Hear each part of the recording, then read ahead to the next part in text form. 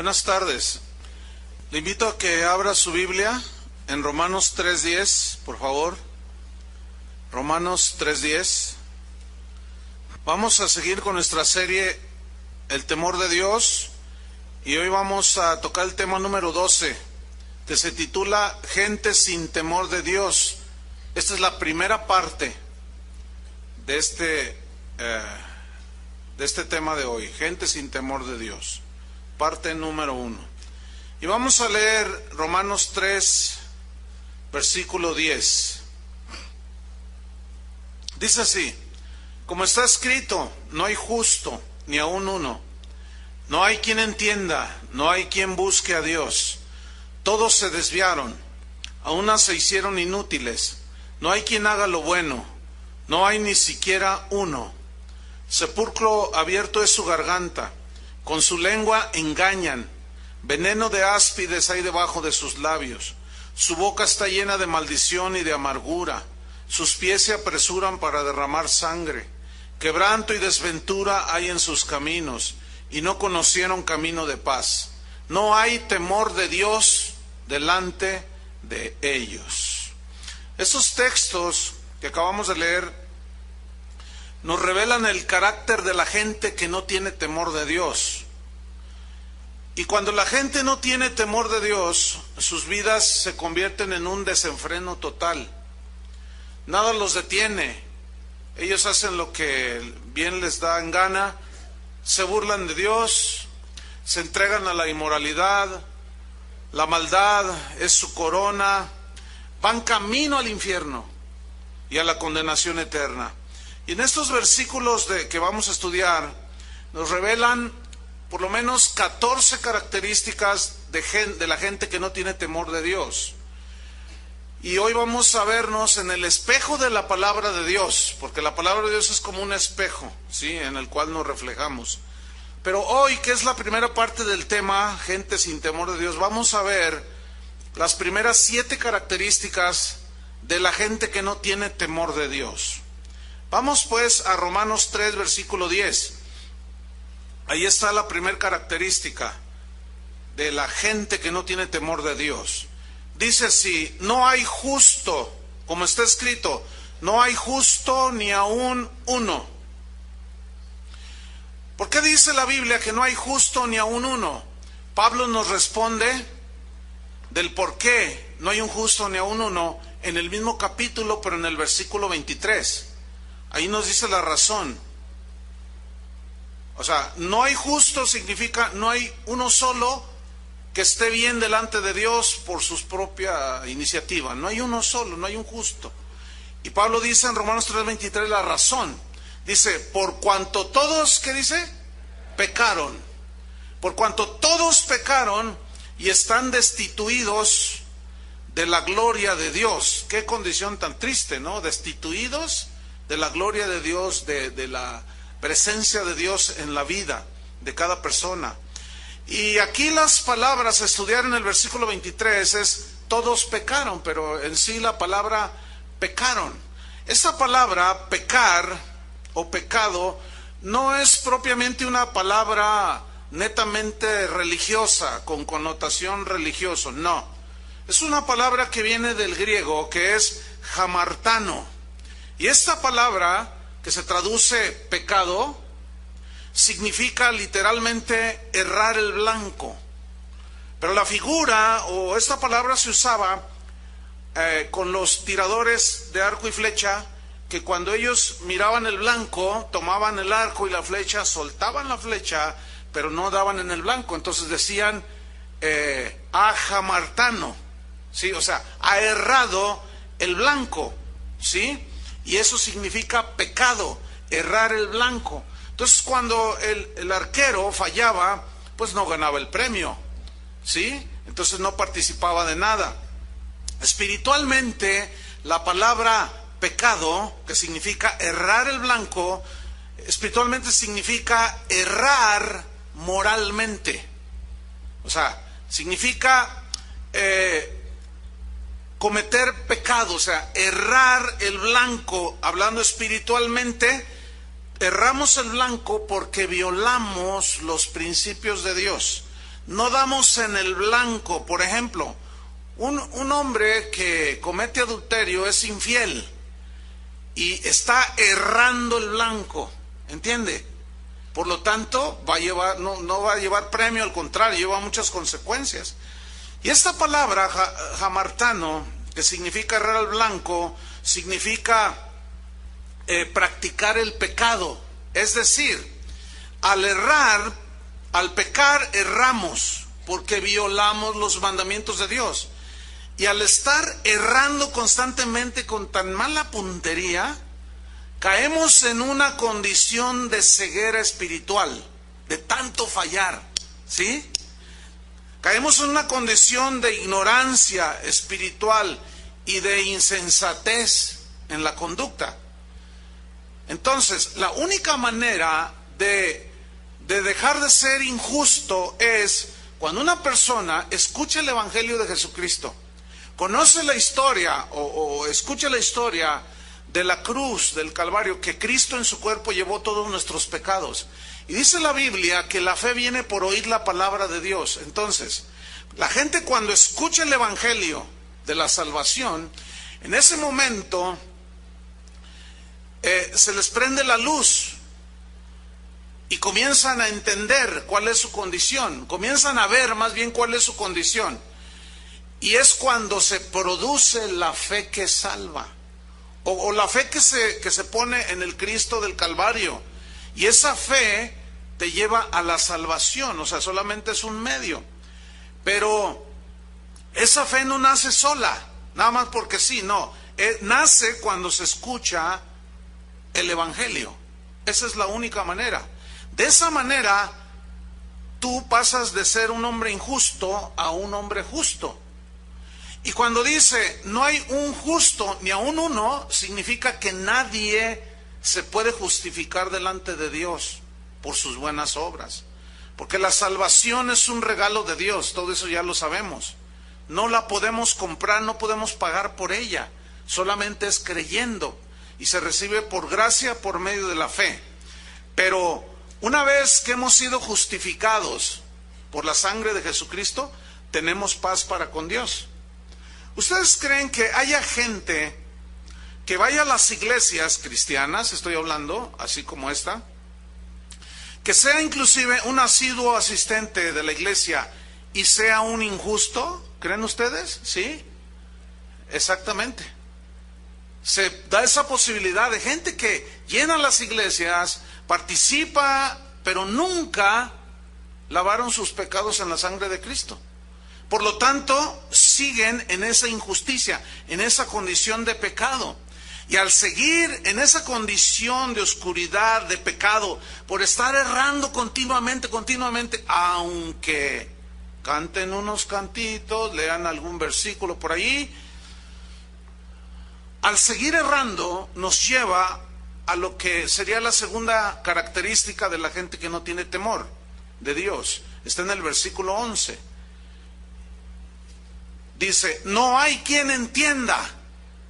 No hay quien entienda. ¿Cuál fue la número 1? No hay un justo, ni aun uno.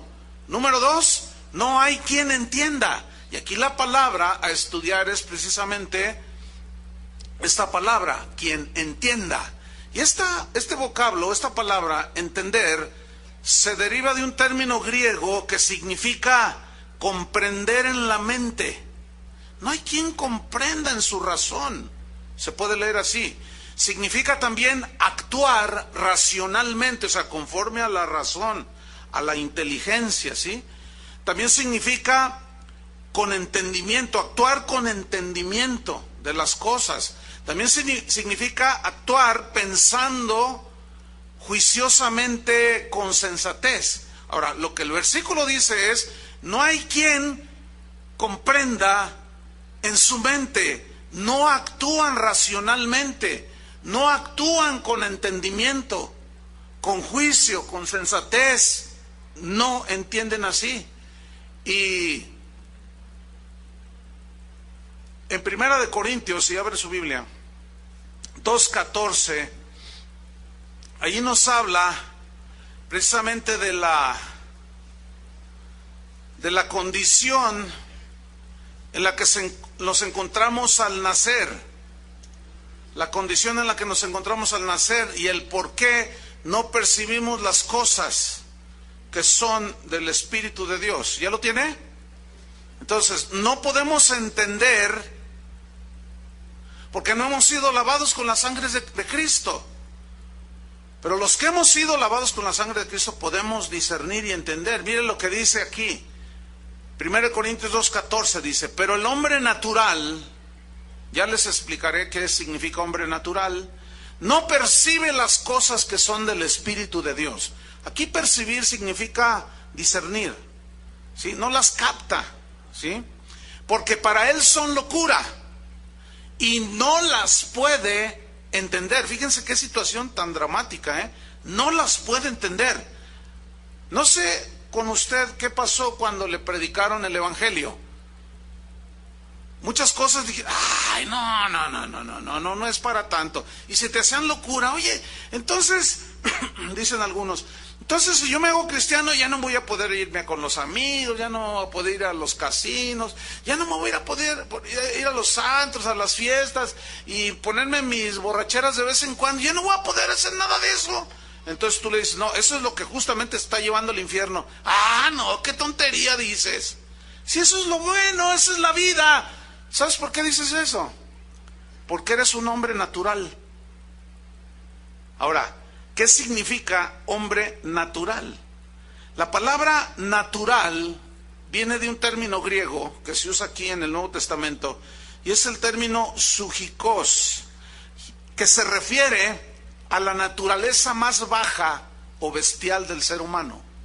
¿Cuál es la naturaleza más baja o bestial? La naturaleza pecaminosa, aquella que tiene la inclinación a estar pecando, pero también significa naturaleza animal, ¿sí? Y sensual. La naturaleza sensual es todo aquello que tiene que ver con los sentidos puramente naturales. No les importa absolutamente nada que no sea de los sentidos naturales, ¿sí? La gente todo quiere ver, quieren oír, quieren tocar, quieren sentir. Y esa es su vida. Vamos a tal espectáculo para ver. Me gusta esta droga porque me hace sentir. Veo estas películas porque están así, porque me gusta verlas. A mí me gusta oír esto, me gusta comer esto, me gusta palpar aquello. Ese es el hombre sensual. La palabra sensualidad se refiere a los sentidos naturales. Eso lo vemos en el mundo, ¿sí? La sensualidad en todo su esplendor. ¿Por qué en la televisión para anunciarte unos chicles te sacan una chica desnuda o semidesnuda? Porque la gente ve, ¿entiende? Y eso es de los sentidos. Ese es el hombre natural, sensual, animal, natural completamente. No va más allá de un nivel más que el natural. Y la Biblia nos enseña que hay un hombre espiritual. El hombre espiritual es el que nace de nuevo y ahora ya valora las cosas espirituales, las compara con las naturales y por eso deja toda esa vida de sensualidad. ¿Por qué? Porque ahora ya encontró las riquezas en Cristo. Ahora, el hombre natural, una de las definiciones es animal bestial. ¿Por qué esta definición tan fuerte? Porque los animales, ellos reaccionan por instinto. Ellos no razonan como nosotros. Los animales no tienen un raciocinio como el de nosotros. Y yo he hecho algunas experimentos. Yo tengo un perrito, se llama Bambino. Es un Fresh Poodle ya viejito, de casi 13 años, pero todavía ladra. Pero el perrito, yo hice este experimento. Yo le dije a mis hijos, y allí estábamos, dije, miren, yo voy a hablarle al perrito muy tiernamente, y van a ver cómo él va a reaccionar a mis palabras tiernas. Pero esas palabras tiernas que le voy a decir son palabras despreciativas. Pero fíjense cómo va a reaccionar el perrito. Entonces le dije, Bambino, ven para acá, eres el perro más feo de la colonia.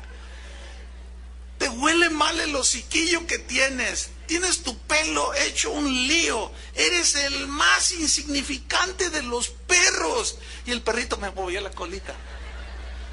O sea, él no entiende lo que yo le estoy diciendo, está reaccionando por instinto, nada más. Pero luego hice lo contrario. Y ahora le voy a decir palabras bonitas, pero en un tono fuerte. ¡Bambi! Y reacciona, ¿no? El Bambi.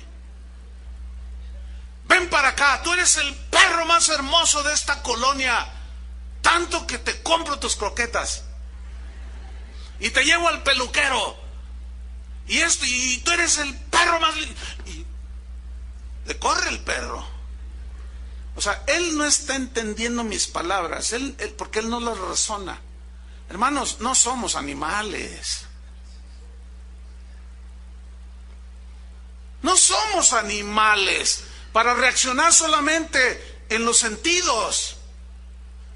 Pero esto es exactamente lo que dice la Biblia, que razona la gente que no conoce a Dios, que no tiene temor de Dios. Son como animales. ¿Cómo? Dije, es un símil. O sea, reaccionan por instinto. Oye, ¿por qué te metiste con esa mujer que no es tu esposa? Pues como que se me ofreció. Por instinto. O sea, no razonan. Por lo tanto, su conducta, su actuar es irracional. ¿Sí? Entonces, al no tener la capacidad de comprender espiritualmente las cosas, comenzamos a actuar irracionalmente, sin entendimiento, sin juicio equilibrado. Mire, le voy a poner un ejemplo. El homosexualismo y el lesbianismo es un actuar irracional. ¿Por qué irracional? Sin un juicio certero. Mire, cuando usted nació, a su mamá le dijeron, ¿usted ha tenido qué? Los hombres dijeron un niño, las mujeres dijeron una niña. Ahora, cuando los bebés nacen idénticos. Usted ve un niño y una niña, se ven idénticos, ¿sí o no? No tienen pelo largo, el niño no nace con bigote ni barba de candado. No. Están idénticos. Ahora, ¿cómo es que saben que es un niño o una niña? Por lo que tienen allí. Así de simple, hermano. Lo ven, dicen, este es un niño. Ahora, el médico no se equivoca. ¿Sí o no? Ahora, ese niño comienza a crecer. Y bueno, pues es un niño. Tiene el miembro sexual que tiene un niño, y una niña tiene su equivalente también. Pero luego a los 17 años, a los 18 años, de pronto empieza a decir el muchacho. Dice, yo ya voy a salir del closet, dice, pues ¿estabas encerrado? Sí. Es que yo estoy atrapado, soy una mujer atrapada en el cuerpo de un hombre, dice. O al revés, yo soy un hombre atrapado en el cuerpo de una mujer. Oye, a ver, espérame. Iba a decir algo fuerte, así como no seas animal, pero no, déjenlo a un lado. Está muy fuerte eso. Pero simplemente mírense al espejo. ¿Qué tienen allí? Pues eso eres. El problema, ¿dónde está? En tu mente. En tu mente. Estás confundido acá arriba. ¿Por qué? Porque no hay quien entienda. Al no entender, al no usar la razón, y la razón con los mandamientos de Dios, hermanos, la ley moral de Dios, empatan perfectamente. No está peleada la razón con la palabra de Dios, con la ley moral de Dios, los mandamientos de Dios, pero para nada. Pero lo mismo sucede con el adúltero, Lo mismo sucede con el ladrón y con el mentiroso. Es irracional cuando un hombre se mete con una mujer que no es su esposa. ¿Por qué es irracional? Porque no razonó. No razonó, y por lo tanto su conducta es como la de un animal. La de un perro callejero que ve que una perrita anda en celo y va detrás de ella, y un montón de perros detrás de ella. Así son los animales, o sea, no razonan. Pero los seres humanos, Dios nos dio raciocinio, hermanos. No somos animales, aunque desgraciadamente muchos se conducen como animales. No utilizan la razón. Y lo mismo le sucede al ladrón. O sea, no razona con cordura. Sabe que no le pertenece ese auto, sin embargo se lo roba. Entonces está cometiendo un acto irracional porque va en contra de la razón, porque sabe perfectamente que lo agarra la policía y lo mete a la cárcel, o lo descubre el dueño y le mete un balazo. O sea, sabe a todo lo que se está arriesgando. Pero si pensara con racionalidad, con entendimiento, entonces su conducta sería diferente. Lo mismo sucede con el mentiroso o con el idólatra. Déjeme decirle, la idolatría es de lo más irracional que hay. Le voy a explicar brevemente. Yo quiero adorar a San Pillín de los Palotes. Fue el primero que se me ocurrió. Entonces yo me voy aquí al bosque, encuentro allí un cedro grandote, bonito, y lo corto. Y empiezo a darle forma y le pongo carita de yo no fui. Y luego le pongo un vestidito, le pongo sus zapatitos de charol. Y su capita de medio de Superman y Batman. Y luego lo más irracional que yo pueda hacer o que un ser humano puede hacer es cortar un tronco o juntar yeso, darle forma, ponerlo allí enfrente, el tronco, y luego hincármele. Y lo más irracional todavía es hablarle al tronco. Y todavía lo más irracional es creer que el tronco me escucha. Y lo más irracional, creer que un pedazo de madera me va a hacer un milagro. O sea, nada más irracional. Tienes que estar de plano totalmente ciego. Ahora, ¿cuánta idolatría hay? Hay un montón de idolatría. Hay gente que tiene doctorados en las universidades, maestrías, sin embargo, adoran ídolos. Eso no es ni más ni menos una irracionalidad. Una pregunta, ¿ustedes creen que las iglesias como esta, que son cristianas, que se lee la Biblia, ¿ustedes creen que puede haber idolatría? ¿Sí? Es una irracionalidad poner más alto al pastor que a Dios. Es totalmente irracional, Es un actuar irracional. Va en contra de la razón y de la verdad de la Biblia. Porque la Biblia dice que no tendrás ídolos. Y un ídolo es todo aquello que ocupa el lugar de Dios. Bueno, la iglesia cristiana, las iglesias como la nuestra, en muchos lugares del mundo están llenas de idolatría. Adoran al cantante, adoran al pastor, respetan demasiado, tienen más temor del apóstol que de Dios. Hay gente inclusive que da su vida. A mí no me toques a mi pastor porque yo sí te mato. Uy, uy, uy. O sea, puedes decir de Jesús lo que te venga en gana. Se pueden burlar de Jesús, pero no les toques a su becerro de oro. Porque se te ponen así, mira. Eso se llama, mis queridos hermanos, idolatría. Ahora, tú les explicas, no, mira, a los hombres hay que respetarlos, honrarlos, pero nunca darles el lugar que tú le estás dando al pastor. Hay que respetarlo, porque es el hombre que Dios puso allí. Pero sobre ese pastor y sobre ese apóstol está Dios. Entonces, como que quieren entender. Y te dicen, no, bueno, sí, pero al mío, a mi pastor no me lo tocas. Y a mi cantante, no, ese me lleva al tercer cielo cuando lo oigo cantar. Ok, te lleva al tercer cielo cuando lo oyes cantar. ¿Y qué si ese cantante o esa cantante andan con doble vida y andan envueltos en el pecado, como si nada sucediera? ¿Qué? Bueno, allá su vida, a mí me bendicen sus cantos. ¿Ves cómo no usan la razón? No utilizan la razón. Entonces, el actuar sin entendimiento nos aleja cada vez más de Dios, porque nos hace cometer actos irracionales que van en contra de sus mandamientos.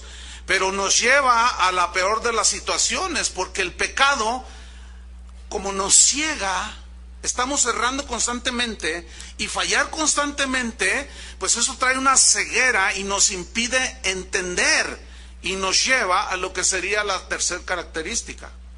¿Cuál fue la número 1? No hay justo ni aun uno.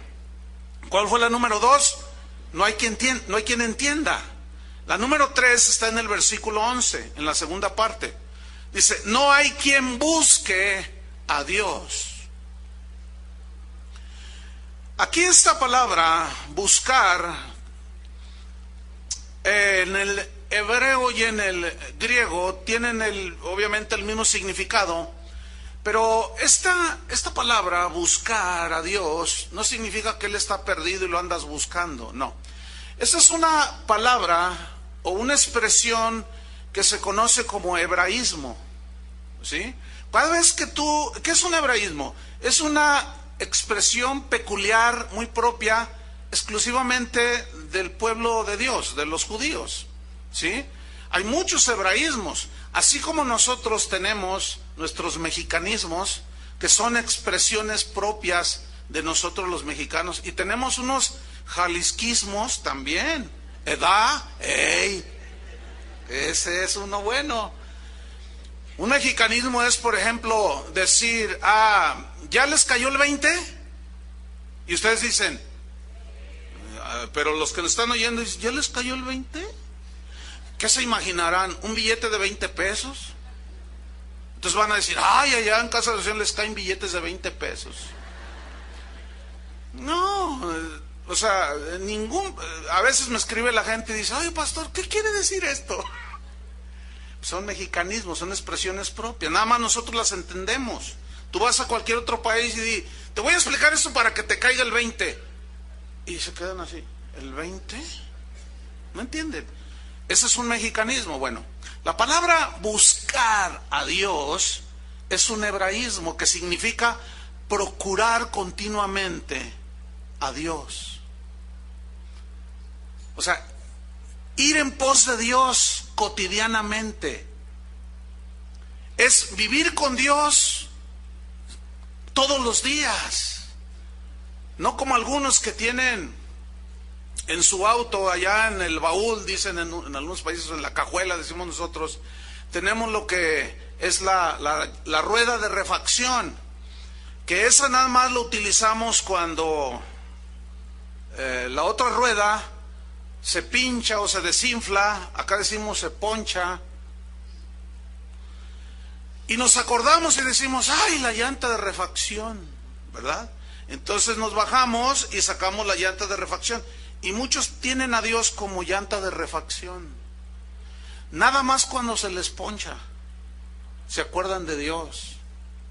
O sea, viven su vida como si Dios no existiera, pero los corren del trabajo, los corretean los pandilleros, les roban el auto, qué sé yo, se enferman y vienen con cara del santo pillín.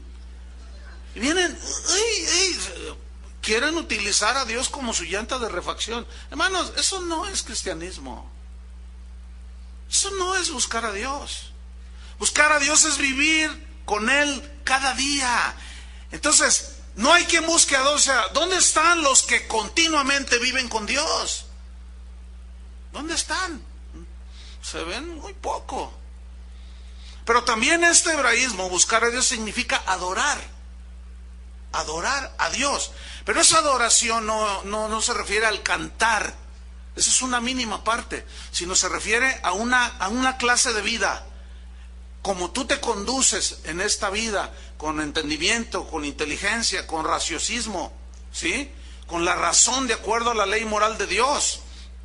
Entonces, cuando dice, no hay quien busque a Dios, habla, no hay quien viva una vida de adoración continua, que lo demuestre con su vida. ¿Dónde están?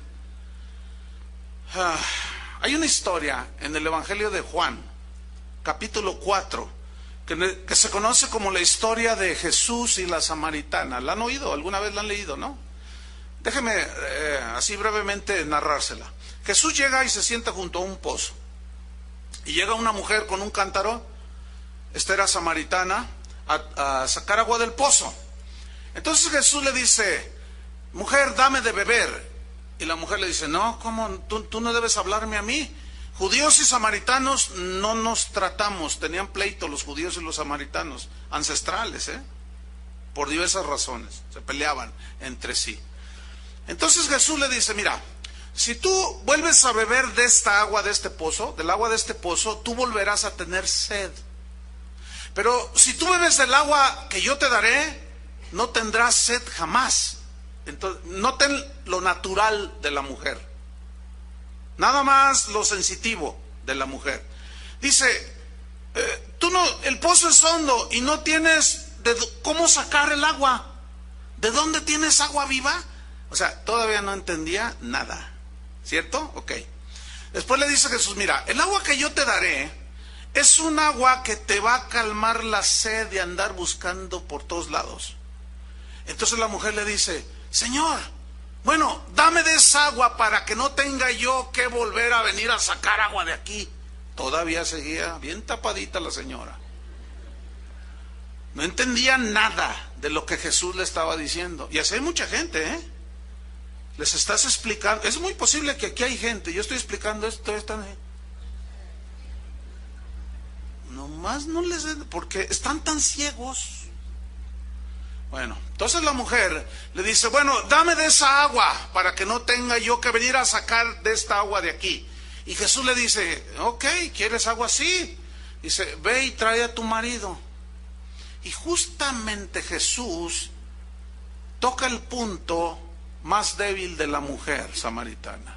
Entonces la mujer le dice, no tengo marido.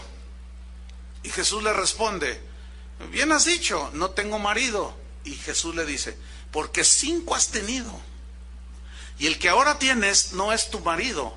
5 más 1 son 6. Esa señora, de verdad que le daba vuelo a la hilacha. Ese es un mexicanismo. Significa que hacía todo lo que quería. Bueno, esa señora había pasado por los brazos de 6 hombres. Primero fue 1, después fue 2, después 3, 4, 5, y seguía insatisfecha. Y seguía quitándole maridos a otras señoras. Era una que se catalogaría como una cualquiera quitamaridos, ¿cierto? Pero yo quiero que observen que en la historia de Juan 4, después la leen en su casa, cuando Jesús le toca el punto de su pecado, y si tú y yo nos queremos acercar a Dios, Él siempre va a tocar el punto de nuestros pecados. No hay otra manera. Entonces Jesús la mujer de una manera así, pero automática, como una actitud de defensa, de pronto se pone espiritual la señora. Y le dice, nuestros padres adoraron en este monte. Se puso bien. Nuestros padres, la religión que mis padres me enseñaron. Pregunta, cuando tú le enseñas a la gente, le compartes el evangelio, que tú sabes que son adúlteros, tranzas, venden droga, o sea, tú sabes, ¿no? Todo, de todo. Y le empiezas a hablar del evangelio. ¿No sacan luego su banderita de su religioncita? Para lo que les ha servido su religión. Su religión no ha sido capaz de liberarlos de la esclavitud de las drogas, de la esclavitud de los vicios, de la esclavitud del pecado. Pero inmediatamente sacan su banderita de su religión. No, a mí no me vengas a... No, la santa religión que ustedes, protestantes, ustedes son del diablo. Y te dicen que eres del diablo. Y ustedes, y que nosotros somos la iglesia verdadera. ¿Nosotros somos la iglesia verdadera? Déjeme decirle, hermano, la iglesia verdadera no está llena de adúlteros, ni de hechiceros, ni de idólatras, ni de homosexuales, ni de lesbianas. No, discúlpeme, no. Pero ¿qué sucede? Entonces la mujer se pone espiritual, la señora. Y Jesús le dice, mira, tú adoras lo que no sabes, le dice. Tú ni sabes lo que adoras. Así está la gente, hermanos. En una ceguera, o sea, no hay una búsqueda. Pero al no buscar a Dios, al no vivir con Él todos los días, pues ¿cómo van a vivir con Él? ¿Cómo van a tener temor de Dios? Mira lo que dice el Salmo 10, versículo 4. No hay quien busque a Dios. Y esta samaritana creía que teniendo un poquito de religión, rezando un Padre Nuestro, qué sé yo, el credo de los apóstoles, ya podía tener 6 maridos. No. Salmo 10, versículo 4. Mira lo que dice. El malo, por la altivez de su rostro, no busca a Dios. O sea, el malo, por la altivez, significa por el orgullo, la arrogancia. Yo no necesito, yo nomás Dios, allá está en su templo encerradito. Yo cuando me nazca el corazón, yo no soy hipócrita, yo voy cuando me nace. Pues, por eso van cada año, ¿verdad? Entonces, o van a fin de año a darle 7, se dan su paseo por 7 templos. Así está la gente, esa es la condición objetiva y real de la gente. Entonces, como viven en un errar constante, piensan que por darle 7 vueltitas al templo, o por dejar de comer hamburguesas en Semana Santa, ya con eso Dios está contento con ellos. No, los han engañado. No, porque eso no es buscar a Dios. El malo, dice, por la altivez de su rostro no busca a Dios. No hay Dios en ninguno de sus pensamientos. No hay Dios, o sea, se levantan pensando a quién transan. Se acuestan esperando soñar cómo van a transar cuando se levanten. ¿Cómo van a hacer lo malo? Esa es la condición real de los seres humanos. ¿Cómo vengarse? ¿Cómo hacer cada cosa que los seres humanos solemos hacer? ¿Qué condición tan lamentable? Ahora, el no buscar a Dios, como consecuencia, no caminar con Dios, nos lleva a desviaciones de todo tipo. Esto nos lleva a la cuarta característica de la gente que no tiene temor de Dios. ¿Cuál fue la número 1? No hay justo ni aun uno. La número 2, no hay quien entienda. La número 3, no hay quien busque a Dios. La número 4 está en el versículo 12. Todos se desviaron. Es lógico. Al no tener a Dios como el centro de tu vida, te desviaste.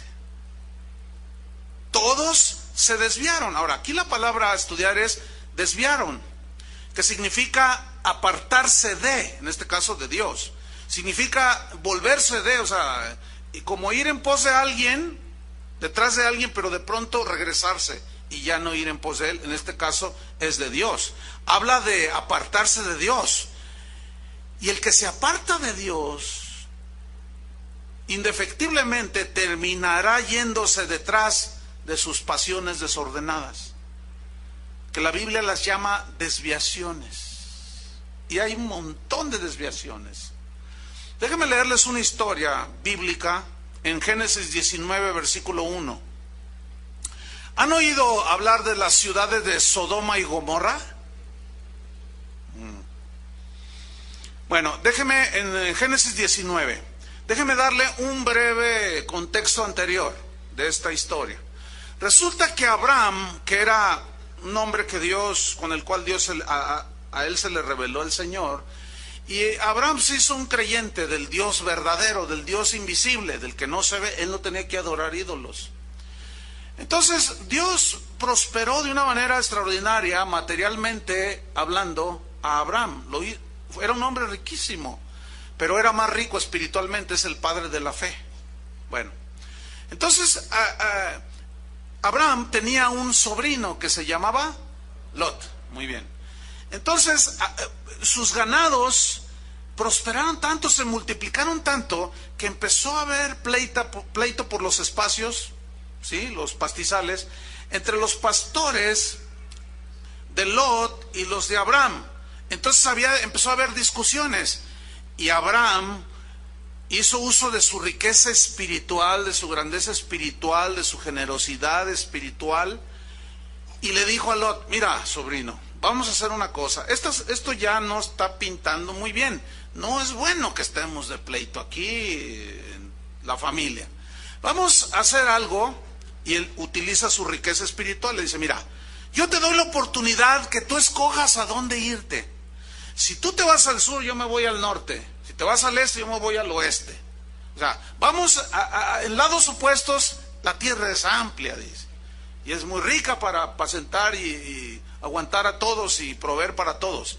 Entonces Lot, cuando le dice eso a su tío Abraham, dice, entonces yo puedo, me das la oportunidad de escoger, escoge a donde quieras ir. Y dice que sus ojos se pusieron en una llanura donde estaba situada Sodoma y Gomorra. Ahora, Lot es el típico, es el símbolo, o sea, o representa de una manera alegórica al cristiano que sí, bueno, cree en el Señor, pero siempre está viendo nada más lo sensitivo. Sentir, oír, tocar, gustar, y ve lo que le gusta y se le queda ahí. Y no razona. Y así era Lot. O sea, era creyente en Dios, pero algo en él lo hacía llevarlo, lo hacía inclinarse hacia lo sensual nada más. Entonces vio aquella llanura y dijo, no hombre, mira nada más que pastos. Dice, no, pues aquí me voy a hacer más rico.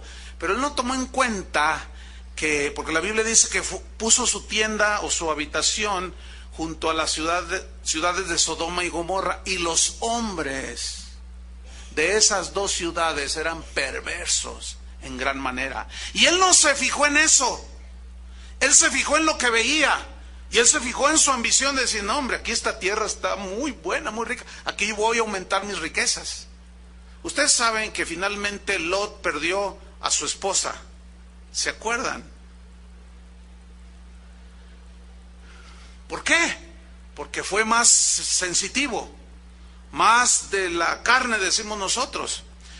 Total, Dios le dice a Abraham, Dios le dice a Lot que se le revela a Lot de alguna manera aquí por medio de esta historia, y Dios decide traer juicio sobre Sodoma y Gomorra a causa de la maldad de los hombres de Sodoma y Gomorra, y envía dos ángeles que tienen la habilidad de tomar forma humana. Lot no sabía que eran ángeles. Vamos a leer la historia. Génesis 19:1. Vamos a ver, estamos hablando de que alejarnos de Dios nos lleva a todo tipo de desviaciones. Y vean, llegaron pues los dos ángeles a Sodoma a la caída de la tarde, y Lot estaba sentado a la puerta de Sodoma. Y viéndolos Lot se levantó a recibirlos y se inclinó hacia el suelo. Era una costumbre oriental. Y dijo, ahora, mis señores, os ruego que vengáis a casa de vuestro siervo y os hospedéis y lavaréis vuestros pies. El hospedar a los extraños en aquel tiempo era una situación de mucho honor, de mucha honra para el que hospedaba. Era una costumbre netamente oriental. Entonces, para ellos era un honor hospedar a un peregrino, ¿sí? Entonces, ellos respondieron, estoy en el versículo 2, y dijeron, no,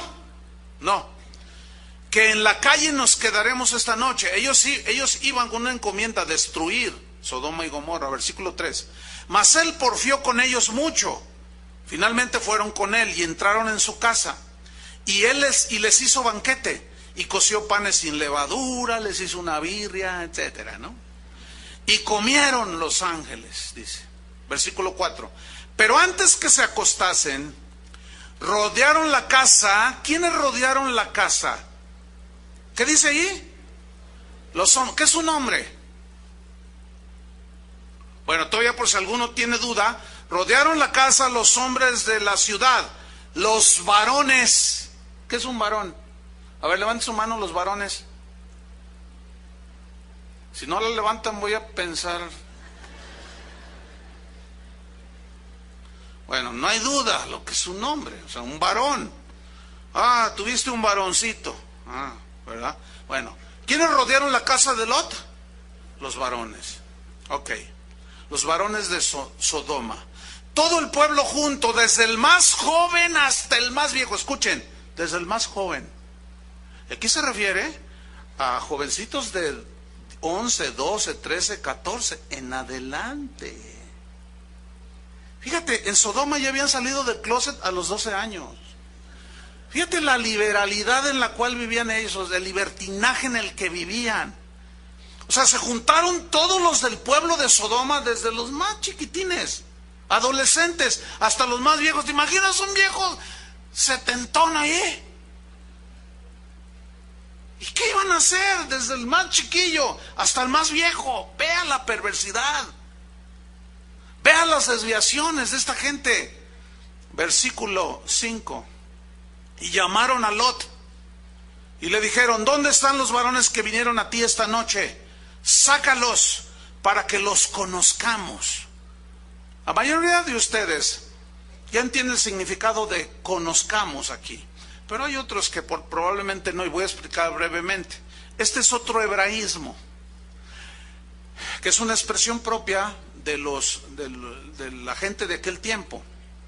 Bien, cuando nosotros decimos: oye, ¿conoces a fulano de tal? Tú dices: no lo conozco, te lo presento. Entonces tú empiezas a platicar con esa persona. Entonces: oye, ¿cómo te llamas? No, pues me llamo así. ¿En qué trabajas? Empiezas a conocerlo. ¿Y eres casado? Sí. ¿Y cuántos hijos tienes? ¿Y cómo se llama? Y empiezas a conocerlo. ¿Y en qué trabajas? Y etcétera. Y al rato ya salieron primos lejanos. Ya ven cómo es la cosa, ¿no? Entonces, para nosotros ese es el significado de conocer. Pero en el hebreo la palabra conozcamos tiene varios significados, pero uno de ellos, que es el que se aplica aquí, es: sácalos para violarlos sexualmente. Eso significa. El versículo 6 y 7 nos demuestran que efectivamente eso significa. Vean, versículos 6 y 7. Entonces Lot salió a ellos a la puerta y cerró tras sí la puerta y dijo: no entren. Versículo 7, y dijo: os ruego, hermanos míos, que no hagáis tal maldad. O sea, en el contexto nuestro, conocer a alguien no es una maldad, ¿verdad que no? Entonces es clarísimo, ¿sí? Ahora bien, hay unas versiones, como por ejemplo la versión nueva internacional, que trae el versículo 5 mejor traducido, más claro, y dice, y se lee así: llamaron a Lot y le dijeron: ¿dónde están los hombres que vinieron a pasar la noche en tu casa? Sácalos fuera, queremos acostarnos con ellos. Ahora, ¿te puedes imaginar a los adolescentes diciendo esto? No, todavía lo más patético. ¿Te puedes imaginar a los viejos de Sodoma diciendo esto? Esto es totalmente irracional, vergonzoso. Eran unos pervertidos estos. Ahora, la versión Palabra de Dios para Todos se lee así, el versículo 5. Todavía es más clara, dice: llamaron a Lot y le dijeron: ¿dónde están los hombres que llegaron esta noche?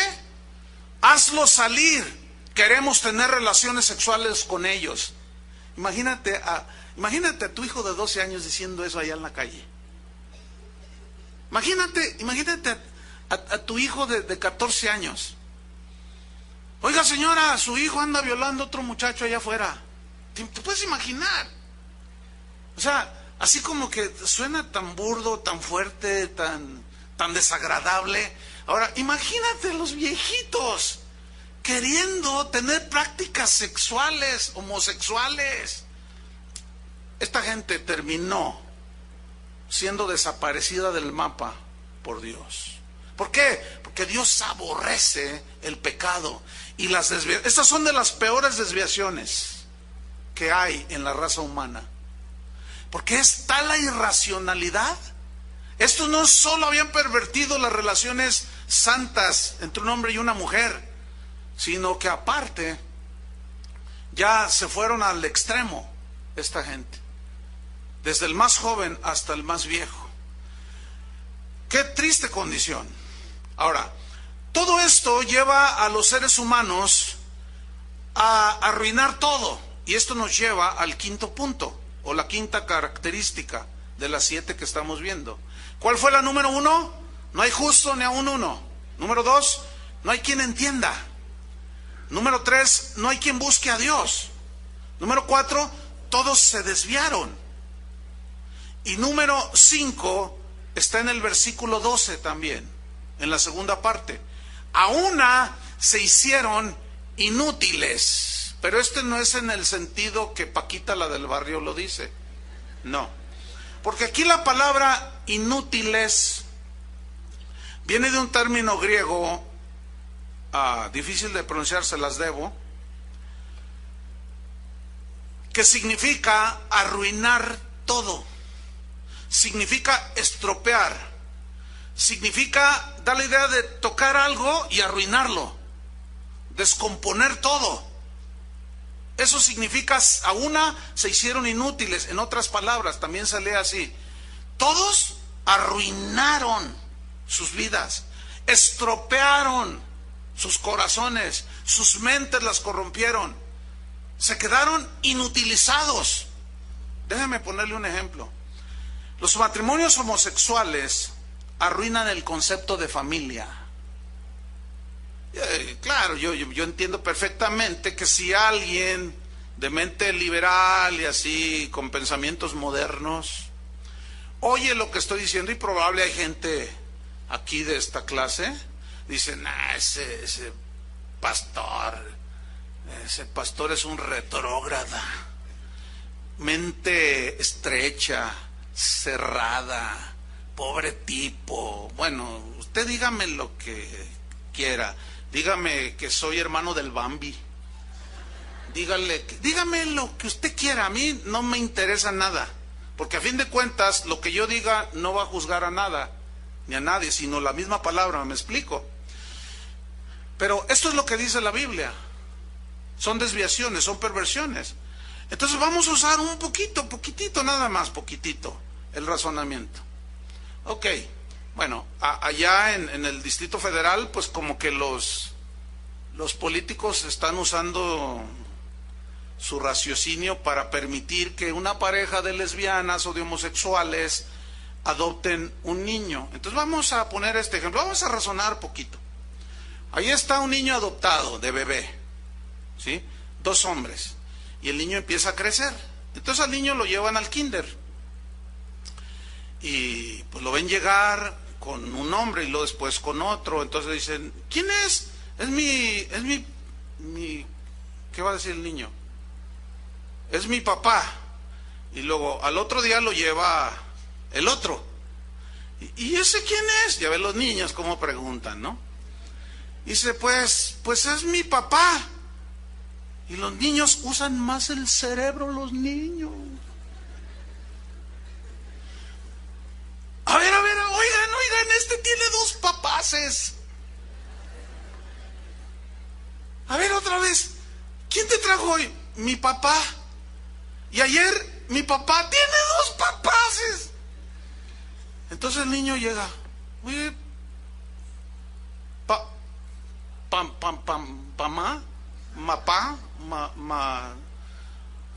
¿por qué todos los niños tienen mamá? ¿Dónde está mi mamá? ¿Qué le van a decir estos irracionales? ¿Qué le van a decir? Yo sé lo que le van a decir. Mira, yo soy tu papá y ella es tu mamá. O ella es la que la hace. O sea, ven la irracionalidad, hermanos. Claro, otra vez, repito, yo sé que esto lo va a escuchar quien sea, hasta los derechos humanos, y dicen, ay, cuidado con ese pastor. Ese va a ser un peligro para la sociedad jalisciense. No. Bueno, yo sé que esto es una agresión. Ellos agreden a Dios y su palabra, ¿cierto? Dios los agrede a ellos. No hay conciliación ahí. No hay. Esto no es mío, yo simplemente estoy diciendo lo que dice la Biblia. Entonces, señores de los derechos humanos, yo nada más estoy leyendo lo que dice allí. En todo caso, reclámenle al autor de ese libro y demándenlo. Bueno, los matrimonios homosexuales arruinan, destruyen, estropean, inutilizan el concepto de familia. Bueno, el adúltero arruina su familia, arruina su vida, la de sus hijos. El ladrón arruina su vida, porque si lo agarran lo meten a la cárcel, le pueden dar 10, 15 años, desperdiciando y estropeando 15 años de su vida en la cárcel. El fornicario arruina su cuerpo, porque se expone a un montón de enfermedades porque la promiscuidad produce eso, enfermedades. El mentiroso arruina su alma, porque le miente a sus hijos, le miente a su esposa, le miente a su esposo y arruina su alma. Y Jesús dijo que la verdad sale ¿a dónde? A la luz. Y queda en vergüenza el mentiroso, y al rato ya no sabe qué decir ni qué hacer, y arruina y corrompe sus pensamientos y su alma. Entonces el pecado, estamos viendo cómo nos aleja de Dios, pero no solo nos aleja, nos arruina, nos destruye. Hay una historia bien impactante de un hombre llamado Ted Bundy.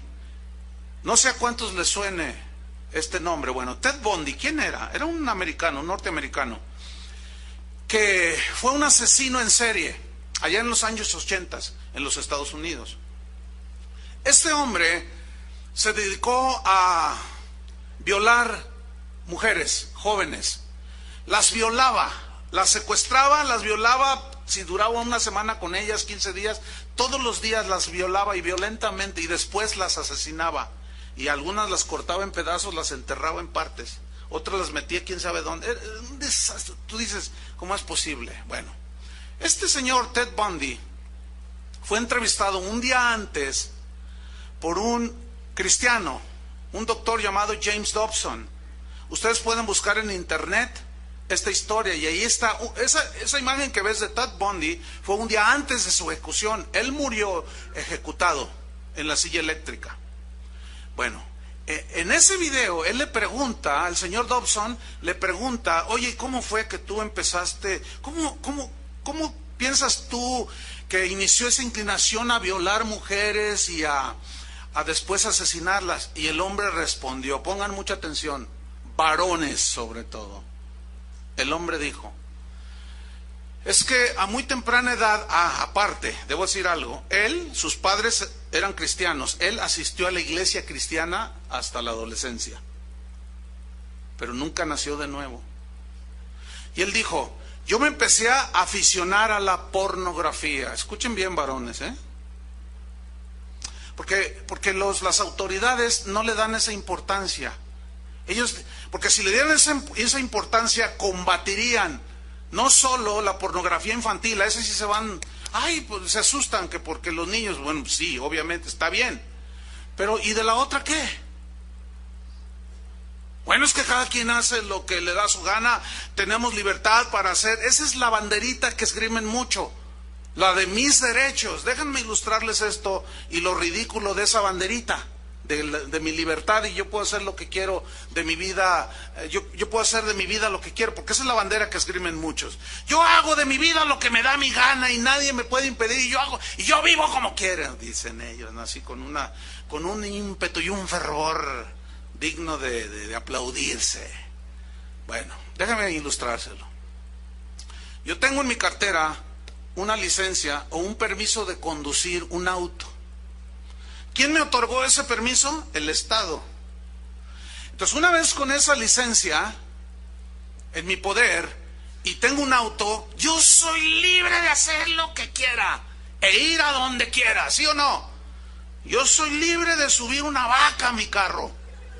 ¿Quién me puede decir que no? Yo soy libre, ahorita si yo quisiera me bajo, agarro mi auto y me voy a Puerto Vallarta. Nadie me puede impedir que yo vaya desde Chiapas hasta Tijuana. Yo puedo ir a donde me da mi gana, y es una libertad y un derecho. Y nadie me puede decir: ¿a dónde vas? Pues voy acá a Manzanillo, a Puerto Vallarta. ¿Y por qué vas allí? Pues ¿qué te interesa? Le voy a decir. ¿De cuándo acá uno tiene que dar cuentas a dónde va? A mí el Estado, tengo permiso de manejar y ir a donde quiera. Ok, el Estado me dio permiso. Tengo libertad de ir a donde yo quiera, de tener el auto que quiera, pero escúchenme, esa libertad y ese permiso que me da el Estado de conducir un auto, me autoriza a ir a 180 kilómetros por hora en el periférico, o aquí por la de federalismo, y voy a 180 kilómetros por hora y de pronto va atravesando una familia que van a ver a las marionetas gigantes, y va el papá con su mamá y sus 3 hijitos de la mano, Y ahí va el que tiene la libertad de hacer lo que le da su gana con su auto. Y los arrolla. Y a los 5 los mato. La policía me va a detener. ¿Qué voy a esgrimir? Mi banderita. ¿Qué? Espérame, es mi derecho ir a donde yo quiera y como quiera y a la hora que quiera y a la velocidad que quiera. En ese momento dice, no, espérame, señor, espérame. Usted tiene autorización de conducir su automóvil. Usted tiene autorización de ir a donde quiera, pero no de rebasar los límites permitidos. Por lo tanto, se me va a la cárcel. Ok, para todos aquellos que esgrimen su banderita, yo hago de mi vida lo que quiero. Hago lo que me da mi gana. Ese es el mismo argumento. ¿Qué le van a decir a Dios? Sí, tú tenías libertad para todo, pero había límites, mi estimado. Tu esposa solamente. Lo ajeno no era tuyo. No, pero que no vale ese argumento. ¿Se fijan ya? Ya salió a la luz. Ya quedó expuesto. No es un argumento racional, equilibrado. Es un argumento torpe. Sin embargo, habrá quien siga insistiendo, yo hago de mi vida lo que quiera. Haz de tu vida lo que quieras. Pero un día vas a... allá en los Estados Unidos, el otro día íbamos allá con un pastor, con Ernesto, y me dice, mira, fíjate bien, era como 4 esquinas. Y me dice, mira, fíjate bien allí, ¿qué ves? Le digo, no, pues no veo nada. No, mira eso, eran cámaras. Dice, mira, todas esas son cámaras. No se ven. Dice, pero están dirigidas de tal manera que si tú te pasas el alto o vas en siga y excedes el límite de velocidad, te toman una fotografía y te llega el ticket a tu casa y te llega, dice, una multa de $1,200 y tú dices, ay Dios, no, yo no fui, y ahí está la foto y toman de todos lados, toman la foto porque se dispara automáticamente los que se pasan un alto y los que van a exceso de velocidad y no puedes decir no. Bueno, ¿sabes que Dios ve todo? Y que tiene una Sony, pero de esas... Tú vas a decir, no, es que yo eso no, ¿cómo no? Mira, ahí te va tu ticket. Mira, aquí está la foto. Mira, aquí está el video. No os hagáis, dice el Señor. Por más que quieras evadirte, no se puede. No, si no nos podemos evadir ya de la tecnología y todo sale, imagínate de Dios. Bueno, Ted Bundy, mis queridos hermanos, fue ejecutado el 24 de enero de 1989. Una muerte trágica, electrocutado, la pena capital le aplicaron a este hombre. ¿Y todo por qué? Por su desviación. ¿Cómo se originó esa desviación? Adiccionándose a la pornografía. Mucho ojo. Hay muchos hogares dentro de las iglesias afectados porque el varón mayormente es aficionado a la pornografía. O le paran o le siguen. Y tú puedes decir otra vez, pero no me atrapa a mí. Cuando yo quiero la dejo. Eso dicen todos los drogadictos. Eso dicen todos los adictos. Y de pronto ya no pueden salir de allí. El único que te puede sacar de allí es Jesucristo. Qué tremendo, ¿no? Entonces, al no entender, abandonamos a Dios, no lo buscamos. Y esto nos desvía, toda clase de desviaciones. Hacen un desastre, nos lleva a la ruina, nuestra vida es un desastre y la caída al vacío sigue sin detenerse y esto nos lleva al punto número 6. ¿Cuál fue el número 1? No hay justo ni aun uno. El número 2, no hay quien entienda, no hay quien busque a Dios. El 3, el 4, todos se desviaron. El 5, a una estropearon todo, se hicieron inútiles. La número 6 está en el versículo 12, en la tercera parte. No hay quien haga lo bueno, no hay siquiera uno. Este verbo o esta frase, no hay quien haga lo bueno, significa que no puede practicar la vida justa delante de Dios, porque pues cómo, si no camina con Él, si no tiene entendimiento, no hay temor de Dios, entonces sus caminos son torcidos, no son rectos. Alguien que camina haciendo lo bueno, una vez que Jesús ya vino a tu corazón, ¿a cuántos ya llegó Jesús a su corazón? Y ya dejaste los desvíos, Dios los comenzó a corregir tus caminos, ¿sí no es cierto? Tus pensamientos los comenzaste a ordenar también.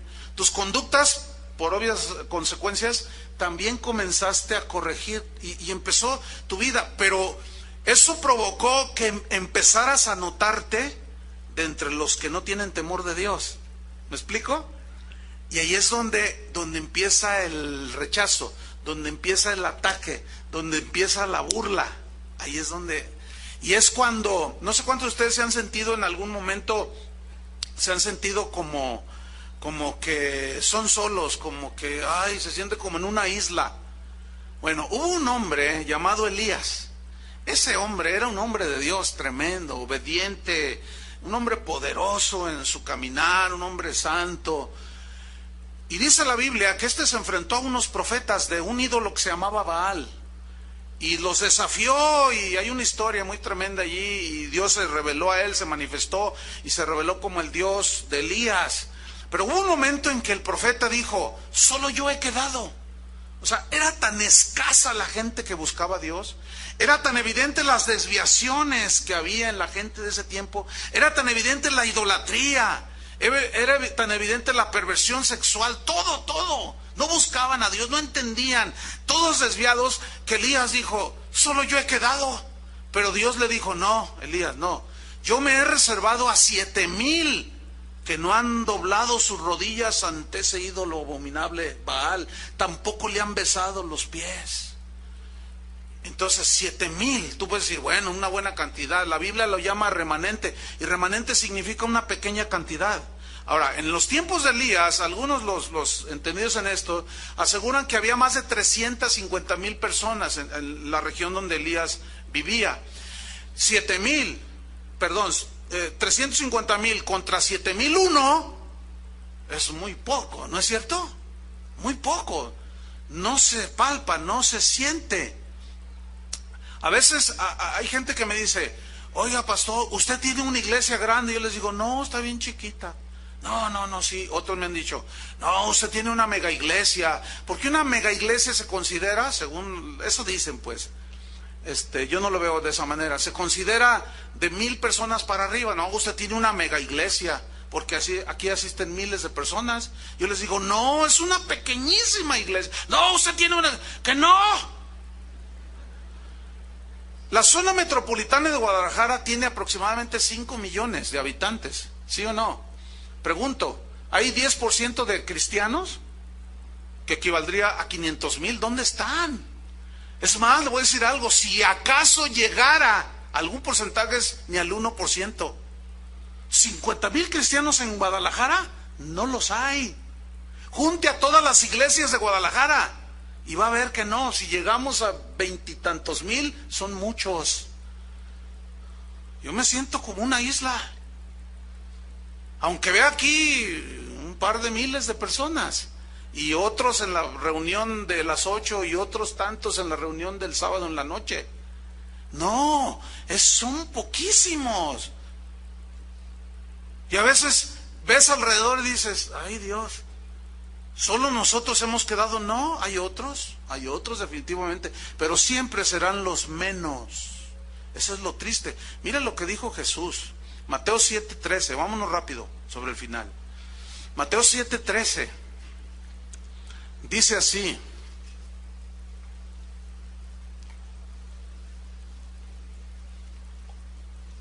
dice, entrad por la puerta estrecha, porque ancha es la puerta y espacioso el camino que lleva a la perdición. ¿Cómo es el camino que lleva a la perdición? Espacioso. Significa donde te dejan hacer lo que tú quieras, donde tu arena gana, donde tú puedes hacer lo que tú quieras. Se vale de todo, hermanos. Dios es amor, gloria a Dios. Pero escúchenme, no es verdad. Pregunta, ¿ustedes creen que haya iglesias que caminen el camino espacioso? Pero enteritas muchas de ellas, y van camino a la perdición. ¿Por qué? Porque se han escudado detrás de un Dios de amor, y efectivamente Dios es amor, pero se les olvida que Dios es santo también, y es un Dios justo, que sigue odiando el pecado. Tanto así que su Hijo tuvo que morir por causa de nuestro pecado, que si Dios no aborrece el pecado. Entonces dice, espacioso el camino que lleva a la perdición, y muchos son los que entran por esa puerta y caminan ese camino. Versículo 14, porque estrecha es la puerta y angosto el camino que lleva a la vida, y pocos son los que la hallan. ¿Tú te inclinas ante Baal? ¿Te postras ante el mundo? ¿Andas en tus sentidos puramente naturales, animales? ¿Cómo? Bueno, yo les dije al principio que nos íbamos a ver en el espejo de la palabra de Dios. Y para finalizar, al no saber hacer lo bueno, las personas sin temor de Dios se vuelven como sepulcros abiertos, sus bocas exhalan olor a muerte. Y el séptima característica está en el versículo 13.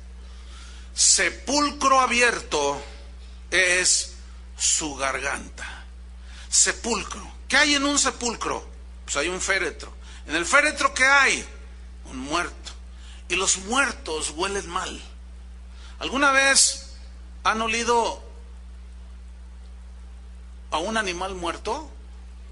Que ustedes pasan, o el ratoncito que se electrocutó allí con un cable en tu casa y se murió allí, y lo dices, ay, qué feo huele la sala, qué feo huele, qué feo.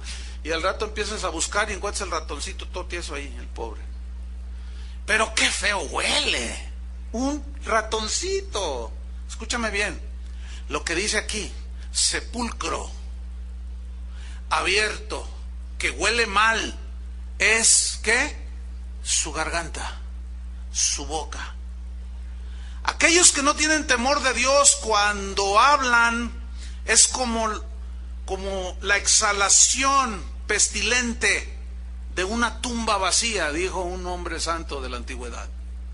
Voy a repetir, aquellos que no tienen temor de Dios, cuando hablan es como la exhalación pestilencial de una tumba abierta. Mire, se lo voy a ilustrar con esto. Usted se come un kilo de camarones al mojo de ajo.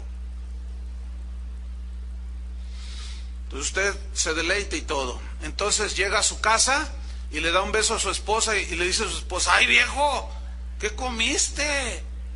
¿Por qué, vieja? Dice, ay, traes un tufo espantoso. Le dice, ay, pues comí camarones al mojo de ajo. Entonces dice, ay, pero ahorita me lavo la boca. Entonces va y se lava bien. Entonces él cree que con lavarse los dientes, aunque se los lave 20 veces, el tufo no se quita. Porque ese tufo viene de adentro. Entonces usted llega otra vez con su esposa y le quiere dar un beso y se comió 20 pastillas de chicles de menta. ¿Cuántos saben que no se quita? ¿Por qué no se quita? Porque viene acá adentro, está acá adentro depositado los 25 ajos que te comiste. Entonces tienes un tufo espantoso. Cuando yo no era cristiano tenía un amigo que era cocinero y se la pasaba comiendo ajos fritos y él así los freía así un puñote, cocinando y comiendo. Tal era su penetración que cuando él ya tenía el humor de ajo, espantoso. Entonces una vez nos invitaron a una fiesta y vamos a la fiesta y que no sé qué y sabe cuánto. Entonces yo le dije, oye, saca a bailar a una muchacha. Entonces dice, no quieren bailar conmigo, no sé por qué. Le dije, yo sí te voy a decir por qué. Apestas horrible. Y luego tomaba. No, hombre, olvídate, esa combinación es un tufo infernal. Escúchenme bien, hermanos. Miren lo que dice Mateo 12:34. Mateo 12:34.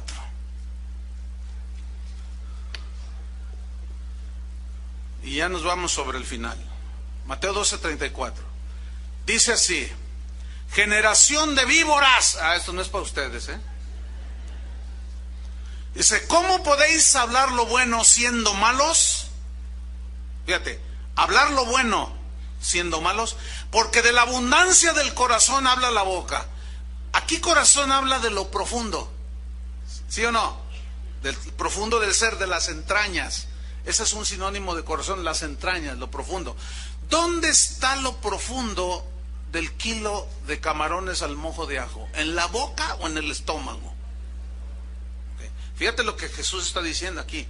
De la abundancia del corazón habla la boca. Es decir, lo que tú comes, entiéndase, mundo, todas las cosas que hay en el mundo, mentiras del mundo, sensualidad del mundo, pornografía, tanta cosa que anda ahí, todo lo que tú comes se queda aquí. Por más que te laves los dientes y te comas unas pastillitas de menta, entiéndanse, voy a la iglesia el domingo en la mañana, por más que te laves la boca, por más que te comas tus pastillitas, traes un tufo espantoso. ¿Por qué? Aquí lo dice Jesús. Dice, ¿cómo podéis hablar lo bueno siendo malos? Porque de la abundancia del corazón habla la boca. Fíjate el 35. El hombre bueno aquí significa el hombre redimido, lavado con la sangre de Cristo, que ahora se alimenta de la palabra de Dios, se alimenta, está en la adoración con Dios, camina continuamente con Dios. Fíjate lo que dice, el hombre bueno del buen tesoro del corazón saca buenas cosas, y el hombre malo del mal tesoro saca malas cosas. Aquí la palabra saca buenas cosas, saca malas cosas. En el griego, la palabra saca da una idea de una reacción de hablar espontáneo. Por ejemplo, el hombre bueno, el hombre malo, cuando le dicen, oye, fíjate que te chocaron tu carro que estaba estacionado, ay, tales por cuales de la quién sabe qué. Porque eso lo saca espontáneo, no se tiene que esforzar. ¿Por qué? Porque de eso está lleno acá. ¿Sí? Sepulcro abierto es que su garganta, todo es muerte lo que habla, podredumbre, tufo feo, ¿sí? Ok. Dice, pero el hombre bueno, del buen tesoro de su corazón saca lo bueno. ¿Qué significa? Que saca espontáneo. Oye, pues que te chocaron tu carro. Ay, hubo algún herido. Bueno, lo material pasa. A ver, vamos a ver, ¿qué pasó aquí? O sea, dice, bueno, Dios tiene las cosas en control. Dios sabe por qué permite las cosas. O sea, su hablar es diferente. ¿Me explico? Pero pero ¿por qué su hablar es diferente del hombre bueno? Porque está alimentado ¿con qué? Con alimento que no da un tufo desagradable. Creo que me están entendiendo, ¿verdad que sí? Se les va a quedar eso del tufo. Mira lo que dice el versículo 36. Mas yo os digo que de toda palabra ociosa que hablen los hombres, otra vez, de ella darán cuenta en el día del juicio, porque por tus palabras serás justificado y por tus palabras serás condenado. ¿Por qué dice eso? Porque lo que hablas, fíjate bien, lo que hablas revela lo que está en tu interior. Y lo que tú hablas, que revela lo que está en tu interior, está mostrando el verdadero hombre o la verdadera mujer que eres tú. ¿Entendieron, verdad? Aquí ahorita nadie dice nada así de que no, que tal por cual y que yo y que aquí, pero nomás salen algunos y como si nada. Empieza el sepulcro abierto a aventar su tufo. Termino con esto, es inevitable para mí mencionarlo, tengo que hacerlo. Porque de la abundancia del corazón, lo que está en tu vientre, de lo que está lleno, eso habla tu boca. Todos aquellos predicadores que solo hablan de dinero, usted sabe que el dinero tiene un tufo desagradable, feo, cuente billetes y huele mal, ¿cierto? Pero todos quieren dinero. Fíjate, como esa gente solo se alimenta de avaricia, de cosas materiales, su tema en los púlpitos, en muchas iglesias, y este es un llamado para todos los cristianos, que no se dejen engañar. Le huele la boca a esos predicadores de la prosperidad que solo hablan de dinero, no tienen otro tema. ¿Por qué? Porque de eso se alimentan, tienen un tufo hediondo. ¿Por qué? Porque eso es lo que está en sus corazones, en sus vientres. Por eso nada más hablan de eso. No son capaces de hablar del Jesucristo que murió por nosotros en la cruz. No son capaces de hablar de la santidad, porque de eso no comen absolutamente nada. No los escucha esos, hermanos. Se lo digo con toda la autoridad que la palabra de Dios da. Conclusión. ¿Cuál es el fin de los que temen a Dios? Pues el bien. ¿No es cierto? Dios nos guarda del mal. ¿Cuál es el fin de los que no temen a Dios? La ruina, el desastre, la desviación, la corrupción, la ceguera, la injusticia y finalmente la condenación eterna. Aquí sí, usted escoge.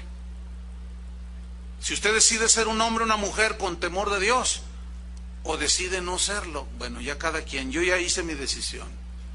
Oremos. Señor, te damos las gracias por tu palabra, que ciertamente es como un espejo que nos hace ver, que al vernos en él nos damos cuenta de nuestra condición. Señor, justifícanos. Es probable que aquí haya gente que no esté justificada. No hay justo ni aún uno, pero solo hay una manera de ser justificados: arrepintiéndonos de nuestros pecados, para que podamos entender las cosas espirituales, porque no todos entienden, porque no todos buscan a Dios, no todos caminan con Él cada día. Algunos solo lo tienen como una rueda de refacción guardada en la cajuela y se desviaron. Señor, endereza nuestros pasos, nuestras mentes desviadas, nuestros pasos.